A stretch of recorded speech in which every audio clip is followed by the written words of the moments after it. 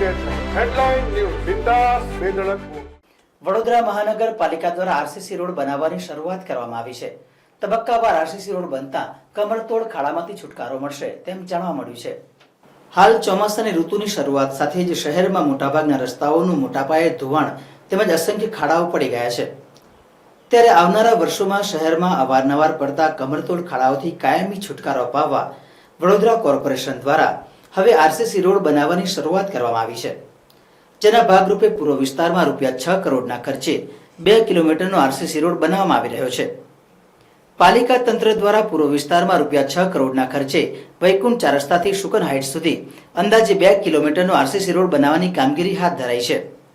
અગાઉ આ રોડ ઉપર પાણી ભરાઈ જતા હતા, જેના કારણે લોકોને પારાવાર મુશ્કેલીનો સામનો કરવો પડતો હતો. આથી કોર્પોરેશન દ્વારા આ રોડને આરસીસી બનાવવાનું નક્કી કરવામાં આવ્યું હતું. જેના ભાગરૂપે આ રોડ પર ડ્રેનેજ પાણી સહિતની કામગીરી પહેલા પૂર્ણ કરી દેવામાં આવી છે. અલબત્ત આવનાર સમયમાં સંભવતઃ ડ્રેનેજ કે પાણી લાઈન અથવા કોઈ પણ કારણોસર રોડને નુકસાન ન થાય તે માટેનું પણ ચોક્કસ આયોજન કરવામાં આવ્યું છે. આમ તમામ પ્રકારના આયોજન સાથે આરસીસી રોડ બનાવવાની શરૂઆત કરવામાં આવી છે. સાથે ચોમાસા બાદ શહેરના ગાજરાવાડી ઈદગાહ મેદાન રામનાથ સ્મશાન રોડ થઈ પટેલ એસ્ટેટ ડભોઈ રોડ સુધી 18 મીટરનો અંદાજે 2 કિલોમીટર લાંબો આરસીસી રોડ બનાવવાનું પણ આયોજન કરવામાં આવ્યું છે. નોંધનીય છે કે અગાઉ ગાજરાવાડી 4 રસ્તાથી ડીમાર્ટ તરફ જવાના રસ્તા ઉપર 1/2 કિલોમીટરનો આરસીસી રોડ બનાવવામાં આવ્યો હતો, જે સફળ રહ્યા બાદ કોર્પોરેશન દ્વારા તબક્કાવાર આરસીસી રોડ બનાવવાની શરૂઆત કરવામાં આવી છે.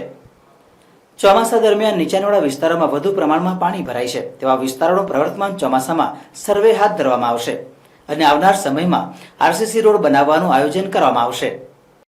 હાલમાં મુખ્યત્વે વડોદરા શહેરની અંદર પૂર્વ વિસ્તારમાં આવા અમુક પોકેટ છે કે જેની અંદર પાણીનો ભરાવ વધારે થતો હોય છે અને રસ્તા વારંવાર તૂટી જતા હોય છે. એટલે એવા વિસ્તારોમાં કે જ્યાં આગળ પાણી ભરાવાના સમસ્યા વધારે છે અને વોટર ટેબલ ઊંચું છે, એવા વિસ્તારોમાં આપણે વ્હાઇટ ટોપિંગ રસ્તાની શરૂઆત કરી છે, જેમાં હાલમાં વૈકુંઠ પાસે એક કામગીરી ચાલી રહી છે.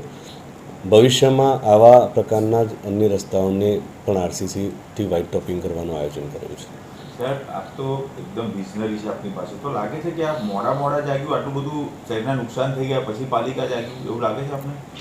ના, ઇનોવેટિવ આઈડિયાઝ અને જે ટેકનોલોજી સાથે આપણે આગળ વધવાનું હોય છે, એમાં રોડ હોય કે અન્ય કોઈ પણ સર્વિસ હોય, એમાં જેમ જેમ ટેકનોલોજી આગળ વધતી હોય છે એમ આપણે ટેકનોલોજીને સ્વીકાર કરતા રહીએ છીએ અને વધુમાં વધુ લોકોને સારી સુવિધા ઉપલબ્ધ કરાવી શકીએ અને કામમાં એટલી ચોકસાઈ આવે એને ધ્યાનમાં રાખીને આપણે જે પણ નવી ટેકનોલોજી હોય છે એને એડોપ્ટ કરતા હોઈએ છીએ અને એને સાથે રાખીને લોકોના હિતમાં કામગીરી કરીએ છીએ.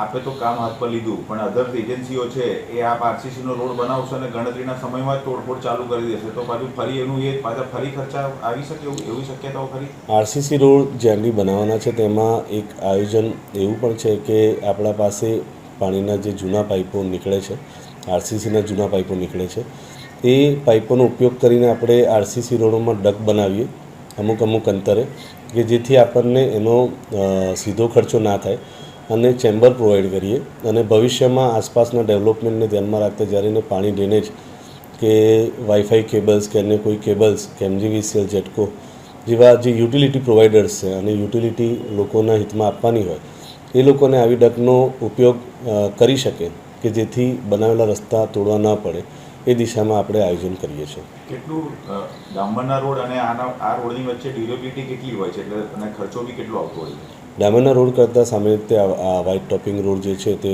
1.5 ગણો 1.5 ટાઈમ્સ આપણે કહીએ મોંઘો બનતો હોય છે.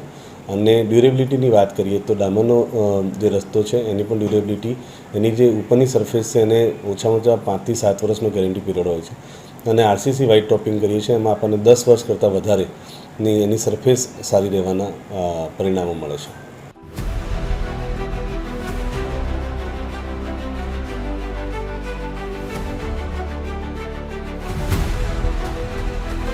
हर समस्या की हेडलाइन न्यूज बिंदास बेधड़क.